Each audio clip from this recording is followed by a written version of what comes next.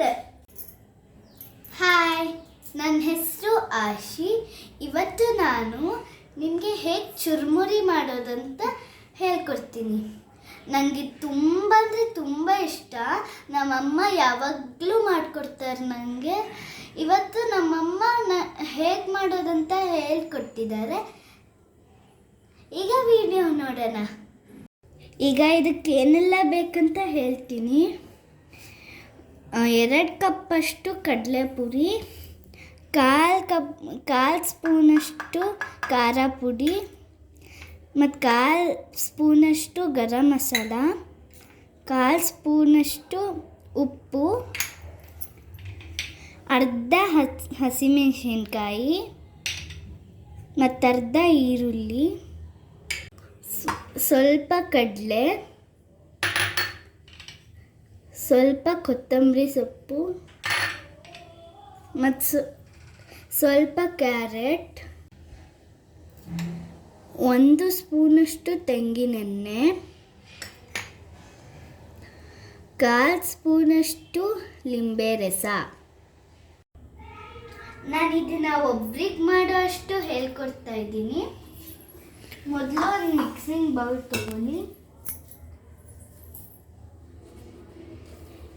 ಅದಕ್ಕೆ ಖಾರ ಪುಡಿ, ಗರಂ ಮಸಾಲ, ಉಪ್ಪು,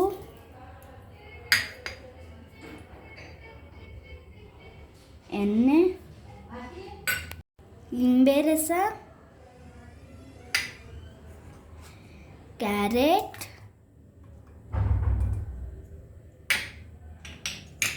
ಕೊತ್ತಂಬರಿ ಸೊಪ್ಪು,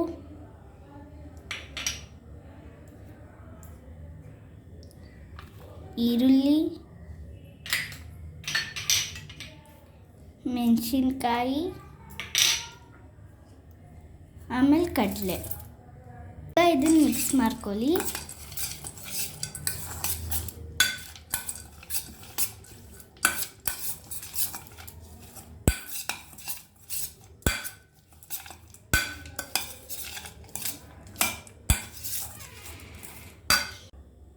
ಈಗ ಇದನ್ನು ಚೆನ್ನಾಗಿ ಮಿಕ್ಸ್ ಮಾಡ್ಕೊಳ್ಳಿ. ಈ ಥರ ಇದೆಲ್ಲ ಮಿಕ್ಸ್ ಆದ ನಂತರ ಚುರುಮುರಿ ಕಡಲೆಪುರಿ ಹಾಕ್ಬಿಟ್ಟು ಮತ್ತೆ ಇದನ್ನು ಮಿಕ್ಸ್ ಮಾಡಿ.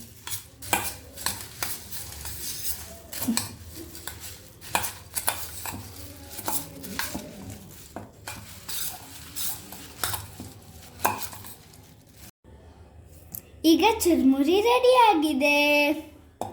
ಈಗ ಒಂದು ಸ್ವಲ್ಪ ತಿಂದು ನೋಡ್ತೀನಿ.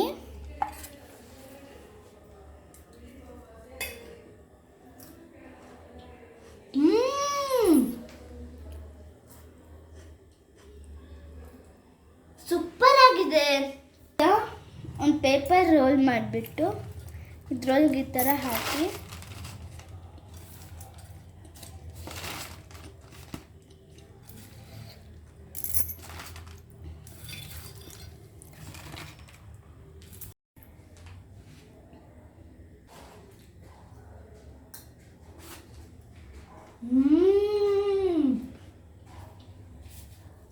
ಸೂಪರ್ ಆಗಿದೆ.